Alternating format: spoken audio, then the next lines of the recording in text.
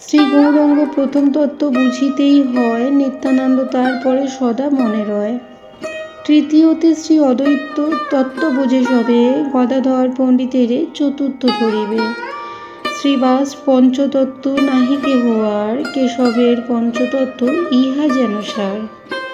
গৌড়ীয় বৈষ্ণবমতে শ্রী ভগবান নিজেকে আত্মাধিক গুরু, ভক্ত, বৈচিত্র্যময় শক্তি, অবতার এবং পূর্ণ অংশ পঞ্চতত্ত্ব রূপে প্রকাশ করে উপভোগ করেন।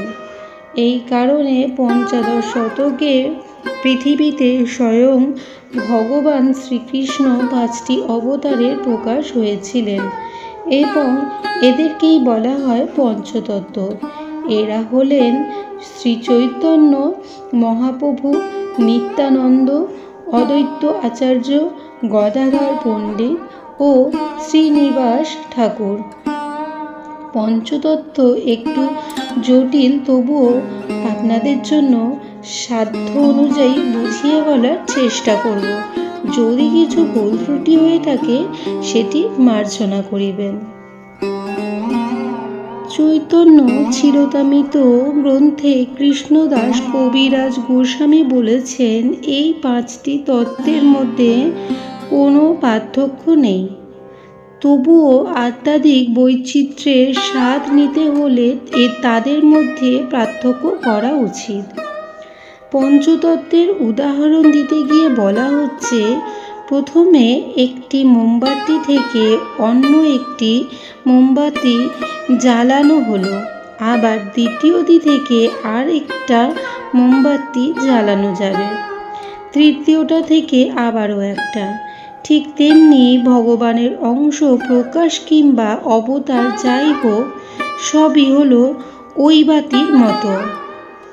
আদিবাতিটা হলেন ভগবান শ্রীকৃষ্ণ, কিন্তু ভগবানের একটি বিস্তার রূপ থেকে অন্য একটি বিস্তার রূপে শক্তি যে কম থাকে তা ঠিক নয়।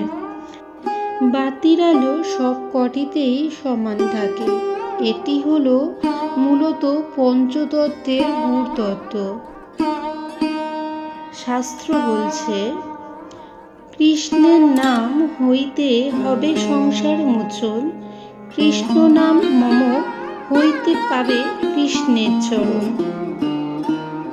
বৈষ্ণব মতে এই কৃষ্ণ নাম তথা হরে কৃষ্ণ মহামন্ত্র হচ্ছে পরম তত্ত্বের চিন্ময় শব্দাবতার। হরে কৃষ্ণ মহামন্ত্র জপের অর্থ তৎক্ষণাৎ সরাসরি কৃষ্ণ সঙ্গ লাভ। তবে এই মহামন্ত্র জপের পূর্বে পঞ্চতত্ত্বের মন্ত্র পাঠ করে তারপর মহামন্ত্র জপ করেন বৈষ্ণবগণ। জয় শ্রীকৃষ্ণ চৈতন্য প্রভু নিত্যানন্দ, শ্রী অদ্বৈত গদাধর শ্রীবাসাদি গৌর ভক্তবৃন্দ। হরে কৃষ্ণ কৃষ্ণ কৃষ্ণ হরে হরে, হরে রাম রাম রাম হরে হরে। অর্থাৎ হরে কৃষ্ণ মহামন্ত্র জপের আগেই স্মরণ করা হচ্ছে এই পঞ্চতত্ত্বকে।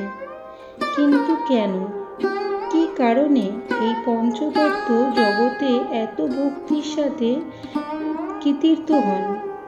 পঞ্চতত্ত্বের প্রকৃত পরিচয় বা কি? এই সকল প্রশ্নের উত্তর থাকছে আজকে আপনাদের আমার এই ভিডিওতে।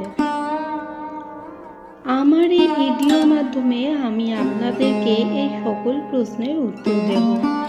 আশা করি ভিডিওটি মনোযোগ সহকারে দর্শন ও শ্রবণ করবেন। লীলা পুরুষোত্তম ভগবান শ্রীকৃষ্ণ হচ্ছেন সর্বশক্তিমান ও সর্বকারণের আদি কারণ।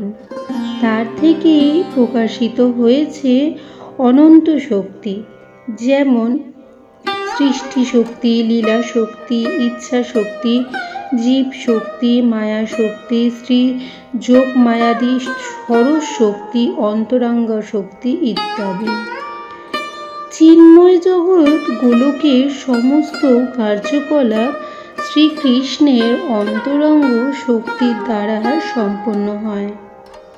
এই অন্তরঙ্গ শক্তি 3 ভাগে বিভক্ত তথা সন্ধিনী শক্তি, সন্ধিও শক্তি ও আহ্লাদী শক্তি। সন্ধানী শক্তির সাহায্যে সমস্ত চিৎ জগৎ প্রকাশিত হয়েছে।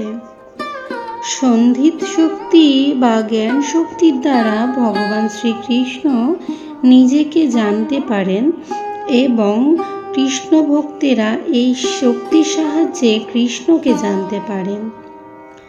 আর আহ্লাদী শক্তির দ্বারা শ্রীকৃষ্ণ দিব্য আনন্দরস আস্বাদন করেন এবং ভক্তরা এই আহ্লাদিনী শক্তির কৃপায় কৃষ্ণ প্রেমের সমুদ্রে অবগাহন করতে পারেন। যারা গৌরত্ব ভালোভাবে বুঝতে চান তাদের জন্য এক আহ্লাদী শক্তি সম্পর্কে সুস্পষ্ট ধারণা থাকা অত্যন্ত আবশ্যক। তো আহ্লাদিনী শব্দটির অর্থ হচ্ছে আনন্দদায়িনী শক্তি, অর্থাৎ যে স্বরূপ শক্তির বলে ভগবান শ্রীকৃষ্ণ নিজেকে আনন্দিত হন এবং অপর সকলকেও আনন্দ দান করেন, সেটি হচ্ছে আহ্লাদী শক্তি। অর্থাৎ শ্রীকৃষ্ণ ও রাধারানীর চর্মচক্ষুতে দুইজন পৃথক ব্যক্তি বলে দৃষ্টি হলেও তাদের মধ্যে বিন্দুমাত্র তফাৎ নেই। অন্তরে শ্রীকৃষ্ণ রাখি রাধার গোড়া রূপ অঙ্গে ধরি, মর্তলোকে নেমে এলো নদের নিমাই। শ্রী গৌরাঙ্গ মহাপ্রভু হচ্ছেন রসাশ্রয় তত্ত্ববিগ্রহ। তিনি শুদ্ধ ভগবত প্রেমে অনুভূত পরমাসাধ্য দিব্য ভাব তথা মাধুর্যাদি রসের আশ্রয়। পুরোনাকালে ভগবান কৃষ্ণ ও তার আহ্লাদিনী শক্তি আলাদা বিগ্রহে ভূলোকে পরিগ্রহ করেছিলেন। মূলত শ্রীকৃষ্ণ ও রাধারানীর মধ্যে যে কোনো পার্থক্য নেই তা আপনার পূর্বেই আলোচনা থেকে জানতে পেরেছেন। কিন্তু কলিযুগে এসে শ্রীকৃষ্ণ ও তার আহ্লাদিনী শক্তি আবারও এক হয়ে শ্রী চৈতন্যদেবের মধ্যে প্রকট হয়েছেন। অর্থাৎ রাধার গৌরকান্তি ও কৃষ্ণপ্রেম একসঙ্গে নিয়ে সমুদ্র থেকে চন্দ্রের মতো সচিনানন্দরূপে শ্রী চৈতন্যদেব উদয়িত হয়েছেন। অর্থাৎ শ্রীকৃষ্ণই শ্রীরাধার ভাবযুক্ত হয়ে শ্রী চৈতন্য রূপে জন্ম নিয়েছেন 3টি 7 পুণ্যের পূরণের জন্য। প্রথম 7, শ্রীরাধার প্রণয়ের মহিমা কিরূপ। দ্বিতীয় 7, সেই প্রেমের দ্বারা আমার যে অদ্ভুত মাধুর্য তিনি আস্বাদ করেন তাহাতেই বা কিরূপ। তৃতীয় 7, আমাকে অনুভব করিয়া বা আস্বাদন করিয়া ইহার যে সুখ হয় তাহাই বা কিরূপ। এই 3 কারণে অনাদিরাদি গোবিন্দ দিনহীনের বেশে নেমে এসেছিলেন মর্তলোকে। তার পাদস্পর্শে ধন্য হয়েছিল সম্পূর্ণ জগৎ। 1486 খ্রিস্টাব্দে পিতা জগন্নাথ মিশ্র ও মাতা শচীদেবীর ঘর আলো করে নদের চাঁদ অবতরণ করেছিলেন আমাদের মর্তে। পল্লীতে পল্লীতে হাটে মাঠে ঘাটে কাঙালের মতো হরিনাম সংকীর্তন করে ও মহিমা প্রচার করে বেরিয়েছিলেন তিনি। তার মতে হরিনাম হরিনাম এবং কেবলমাত্র হরিনাম কীর্তনই কলিযুগের মানুষের একমাত্র পথ। এছাড়া অন্য কোনো গতি বা উপায় নেই। আর সেই হরিনাম তথা হরে কৃষ্ণ মন্ত্রটি হচ্ছে হরে কৃষ্ণ কৃষ্ণ কৃষ্ণ হরে হরে, হরে রাম রাম রাম হরে হরে। নিত্যানন্দ তত্ত্ব নিতাই অবধূত বা প্রভু শ্রী নিত্যানন্দ হচ্ছেন প্রেম আশ্রয়। যিনি কৃষ্ণ প্রেমের আশ্রয় বিগ্রহ। পঞ্চতত্ত্বের মধ্যে তিনি ভক্তস্বরূপ। 1474 সালের মাঘ মাসে শুক্লাপক্ষের ত্রয়োদশী তিথিতে বীরভূম জেলার অন্তর্গত এক চক্রা গ্রামে আবির্ভূত হয়েছিলেন প্রভু নিত্যানন্দ। তার পিতা ছিলেন হারাই পণ্ডিত বা হারাই ওঝা এবং মাতা ছিলেন পদ্মাবতী দেবী। ত্রেতা যুগে তিনি ছিলেন শ্রীরামের লক্ষ্মণ, দাপরে যিনি হয়েছিলেন শ্রীকৃষ্ণের বলরাম, কলিতে তিনি হয়ে এলেন গৌরের নিতাই। তবে মহাপ্রভুর আবির্ভাবের প্রায় 12 বছর আগে তাহার আবির্ভাব।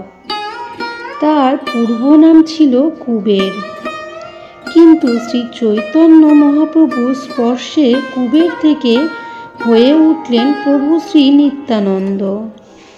এই স্পর্শে তিনি শ্রী চৈতন্য মহাপ্রভুর চেয়েও বেশি করুণাময় হয়ে উঠেছিলেন। এর কারণ হিসেবে জগাই মাধাই এর ঘটনাটির উল্লেখ করা যেতে পারে। একদিন শ্রী নিত্যানন্দ প্রভু এবং হরিদাস ঠাকুর নগর সংকীর্তনে বের হয়েছিলেন।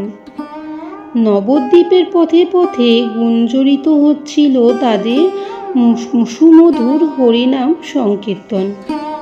তারা পথচারীদেরকেও অনুরোধ করছিলেন এই সুমধুর নাম জপ করতে।